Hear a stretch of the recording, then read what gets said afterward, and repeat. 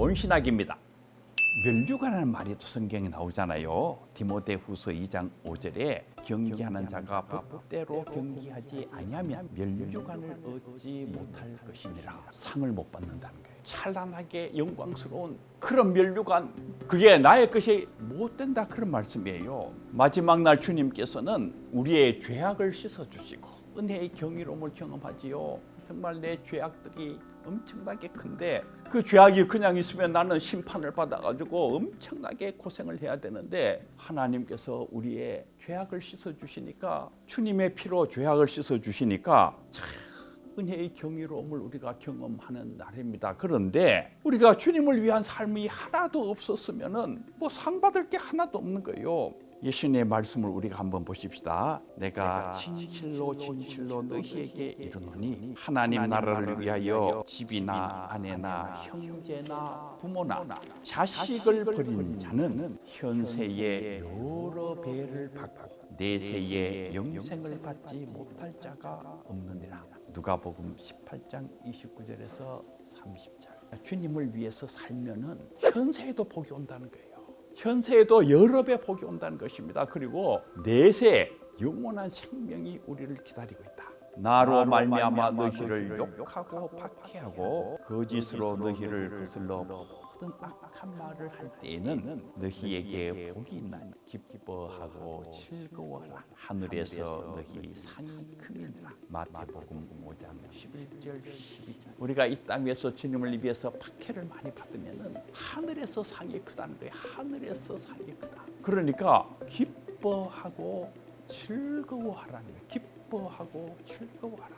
사실 우리가 이 세상에 사는 동안 뭐 자존심이 짓밟히고 어려움 겪고 이러면은 그냥 슬픈데 슬퍼하지 말라 그 말이에요. 기뻐하고 즐거워하라. 고난의 삶을 사는 것을 기뻐하고 즐거워해야 된다. 하늘에서 너의 상이 크다는 거예요. 히브리서 11장 20절에 보면은 믿음으로 모세는 그리스도를 위하여 받는 수모를 애굽의 모든 보화보다 더 큰 재물로 여겼으니 이는 상 주심을 바라봄이니라. 상을 주신다는 게, 상을 주신다. 그 모든 고난을 당한 것들이 상과 연결되어 있다. 영광과, 나의 삶의 미래의 영광과 연결되어 있다. 저는 이 주기철 목사님 생각해 보면은 참 고생을 많이 하셨잖아요. 천국에서 그분이 상이 큰 거예요. 손양원 목사님 훌륭하신 분이시잖아요. 천국에서 상이 큰 거예요. 우리가 이 땅 위에서 행하는 모든 행위는 상과 영광과 관련이 있어요. 천국에서 영광스러운 그 찬란한 삶을 원한다면은 이 땅에서 주의 나라를 위해서 신실하게 살아가야 됩니다. 유명하신 마틴 루터 킹 목사님이 계시잖아요. 저는 그 킹 목사님의 그 유명한 연설 I have a dream, 나에게는 하나의 꿈이 있습니다. 저는 그 연설이 천국에 남아있을 것이다 이렇게 생각을 합니다. 그 연설이 영원토록 킹 목사님의 영광일 것이다 이렇게 생각을 해요. 저 조지아의 붉은 언덕 위에 옛 노예의 자손들과 노예주의자들의 자손들이 형제적 사랑으로 식탁을 함께하는 꿈입니다. 저 엘라베마의 흑인 아이들이 백인 아이들과 함께 손잡고 길을 걸을 수 있는 날이 오는 것이 내가 꿈꾸는 세계입니다. 얼마나 참 이 가슴이 깊숙이 들어오는 연설입니까? 그런데 이 땅 위에 있는 것은 작은 것이에요. 그게 천국에 있다고 말이에요. 천국에. 이 땅 위에서 킹 목사님을 기념하잖아요. 근데 그 작은 것이에요. 진짜 어디에서 기념이 되느냐? 천국에서 기념이 되는 것입니다. 마태복음 6장 19절에서 21절에 보면은 너희를 위하여 보물을 하늘에 쌓아라.